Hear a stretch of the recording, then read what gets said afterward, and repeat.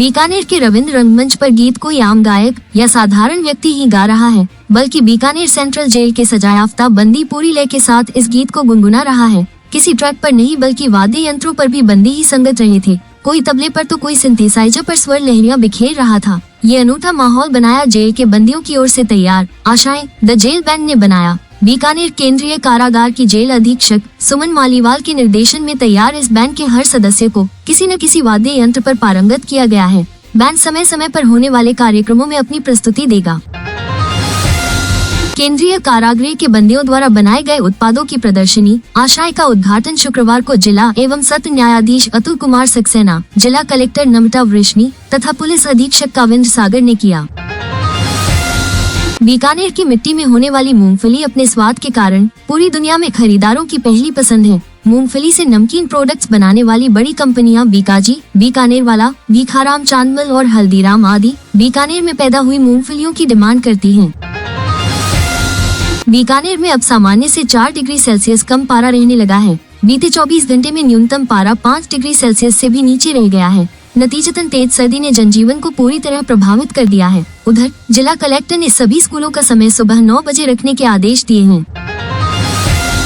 CM Bhajanlal Sharma कल नीमराना पहुंचे, जहां से एएसआई सुरेंद्र सिंह चौधरी के पैतृक गांव माजरा काट पहुंचे और एएसआई की तस्वीर पर पुष्प अर्पित कर श्रद्धांजलि दी। सीएम ने एएसआई सुरेंद्र सिंह की पत्नी, बेटा बेटी, माता पिता से मुलाकात की, साथ ही परिवार को हर संभव मदद दिलाने का आश्वासन दिया। इस दौरान सीएम के साथ कमरे में परिवार के साथ कोटपुतली बहरोड जिला कलेक्टर कल्पना अग्रवाल और विराटनगर विधायक कुलदीप धनखड़ मौजूद रहे। भीलवाड़ा में वाइन शॉप के मालिक पर पुलिसकर्मियों ने जमकर डंडे बरसाए। युवक अपनी दुकान पर कार वैन लेने गया था। इस दौरान अचानक पुलिसकर्मी आए और युवक पर हमला कर दिया। युवक को गंभीर हालत में महात्मा गांधी हॉस्पिटल में भर्ती कराया गया। घटना सुभाष नगर थाना इलाके की सुखाड़िया सर्किल की गुरुवार रात 9:15 बजे की है। शुक्रवार को घटना का सीसीटीवी फुटेज सामने आया। बाबू शोभाराम राजकीय कला कॉलेज आर्ट्स कॉलेज में एक छात्र और 2-3 छात्राओं को कुछ मनचले युवकों ने बेल्ट से पीटा। मनचलों ने छात्राओं से उनकी इंस्टाग्राम आईडी व मोबाइल नंबर मांगे। नंबर नहीं मिलने पर जबरन छात्राओं से छेड़छाड़ करने लगे तो एक कॉलेज छात्र ने रोका और पीटा। छात्रा के पास खड़ी दूसरी छात्राओं को भी बेल्ट मार दी। मौके पर एक बेल्ट टूटी मिली है। मौके पर पहुंची पुलिस ने 3 युवकों को हिरासत में लिया। आंध्र प्रदेश के वेस्ट गोदावरी जिले में एक महिला को एक पार्सल मिला, जिसमें एक अज्ञात व्यक्ति का शव था। शव के साथ एक लेटर भी रखा हुआ था। इसमें लिखा था 1,30,00,000 रुपए दो वरना अंजाम ऐसा ही होगा।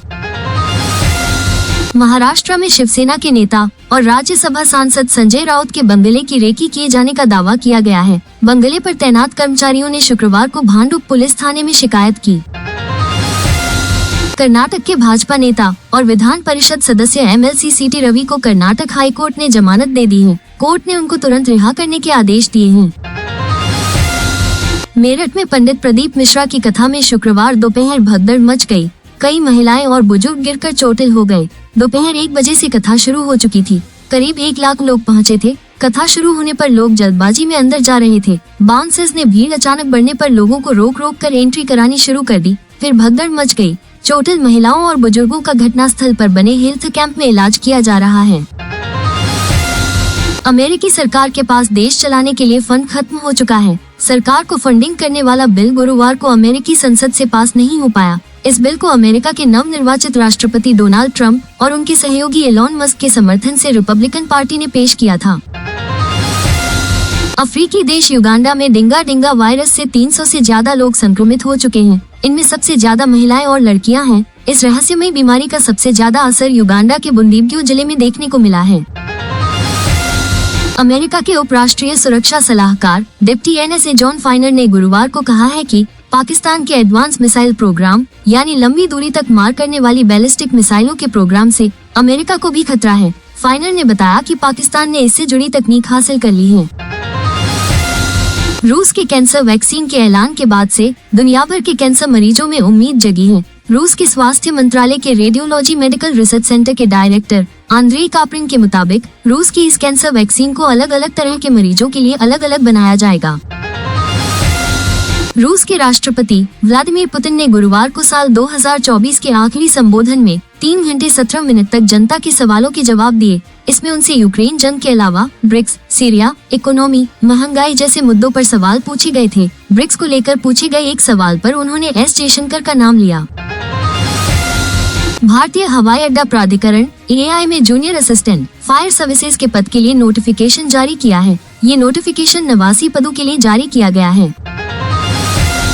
नेशनल टेस्टिंग एजेंसी (NTA) ने UGC नेट की नई तारीखें घोषित कर दी हैं। अब एग्जाम 3 जनवरी से 16 जनवरी 2025 तक होगा। जिन कैंडिडेट्स ने एग्जाम के लिए रजिस्ट्रेशन करवाया है वो ऑफिशियल वेबसाइट ugcnet.nta.ac.in पर जाकर सब्जेक्ट्स का शेड्यूल देख सकते हैं। भारतीय नौसेना ने एग्जीक्यूटिव एंड टेक्निकल ब्रांच के लिए भर्ती निकाली है। इस भर्ती का नोटिफिकेशन जारी किया गया है। इसके लिए आवेदन 6 दिसंबर से इंडियन नेवी की ऑफिशियल वेबसाइट www.joinindiannavy.gov.in पर जाकर आवेदन कर सकेंगे। इस भर्ती के लिए अनमेरिड महिला और पुरुष उम्मीदवारों को एलिजिबल माना जाएगा। Indian institute of management Calcutta ने कॉमन एडमिशन टेस्ट यानी कैट 2024 का रिजल्ट जारी कर दिया है। कैंडिडेट्स आधिकारिक वेबसाइट imca.ac.in पर क्रेडेंशियल्स डालकर अपना रिजल्ट और स्कोर कार्ड चेक कर सकते हैं। इसके स्कोर के जरिए IIMS और 86 नॉन IIM में एडमिशन मिलेगा। सेंसेक्स शुक्रवार 20 दिसंबर को 1176 अंकों की गिरावट के साथ 78,041 के स्तर पर बंद हुआ। वहीं निफ्टी में भी 364 अंक की गिरावट रही। ये 23,587 के स्तर पर बंद हुआ। गूगल के चीफ एग्जीक्यूटिव ऑफिसर CEO सुंदर पिचाई ने घोषणा की है कि कंपनी डायरेक्टर्स और वाइस प्रेसिडेंट समेत मैनेजरियल रोल्स में 10% जॉब्स में कटौती करेगी। ओपनआई जैसे कॉम्पिटिटर्स से आई में बढ़ते कंपटीशन के बीच कंपनी अपने एम्प्लॉइज की संख्या में कटौती कर रही है। अडानी ग्रुप ने बिहार में thermal power, smart meter, cement, logistics, gas distribution और एग्री लॉजिस्टिक्स समेत कई सेक्टर्स में 27,900 करोड़ रुपए के इन्वेस्टमेंट का ऐलान किया है। इससे करीब 53,500 लोगों को रोजगार मिलेगा। ऑनलाइन फूड डिलीवर करने वाली कंपनी जोमेटो अब टाटा मोटर्स और बजाज ऑटो से भी बड़ी कंपनी बन गई है। कंपनी का मार्केट कैप इन दोनों ऑटो मेकर्स से ज्यादा 2.78 लाख करोड़ रुपए पर पहुंच गया है। यूनिमिक एरोस्पेस एंड मैन्युफैक्चरिंग लिमिटेड का इनिशियल पब्लिक ऑफर यानी IPO 23 दिसंबर को ओपन होगा। निवेशक इस इश्यू के लिए 26 दिसंबर तक बिडिंग कर सकेंगे। 31 दिसंबर को कंपनी के share Bombay stock exchange BSE और नेशनल स्टॉक एक्सचेंज NSE पर लिस्ट होंगे।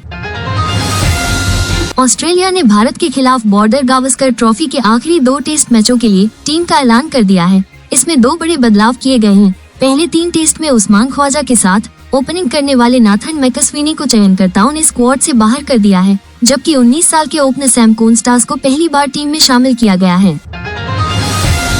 पाकिस्तान ने 3 मैचों की वनडे सीरीज के दूसरे मैच में साउथ अफ्रीका को 81 रन से हराया। पाकिस्तान ने 3 टेस्ट मैचों की सीरीज में 2-0 की बढ़त बनाने के साथ ही सीरीज पर भी कब्जा जमा लिया है। बांग्लादेश ने तीसरे T20 मुकाबले में वेस्टइंडीज को 80 रनों से हरा दिया है। इस तरह बांग्लादेश ने 3 मैचों की सीरीज 3-0 से अपने नाम किया और पहली बार T20 फॉर्मेट में वेस्टइंडीज खिलाफ क्लीन स्वीप किया। इंडिया विमेंस ने वेस्टइंडीज को तीसरे T20 में 60 रन से हरा दिया। नवी मुंबई में गुरुवार को भारत ने पहले बैटिंग करते हुए 217 रन बनाए। ऋचा घोष ने सबसे तेज 50 लगाने का रिकॉर्ड बनाया। जवाब में वेस्टइंडीज टीम 157 रन ही बना सकी। 21 दिसंबर शनिवार को वृष राशि के लोगों को पुरानी चिंता से राहत मिलेगी। इस राशि के बिजनेस करने वाली महिलाओं के लिए फायदेमंद दिन है। मिथुन राशि के लोगों को सितारों का साथ मिल सकता है। बिजनेस की योजनाओं पर काम करने के लिहाज से वृश्चिक राशि वालों के लिए अच्छा दिन है। रुके कामों में गति आएगी। आर्थिक मामलों में मकर राशि वालों के लिए अच्छा दिन है। कुंभ राशि वालों के लिए छोटे निवेश करना फायदेमंद होगा। इनके अलावा कर्क राशि के नौकरी पेशा लोग संभल कर काम करें। सिंह राशि के लोग कोई भी महत्वपूर्ण फैसला आज न लें। वहीं बाकी राशियों के लिए मिला जुला दिन रहेगा।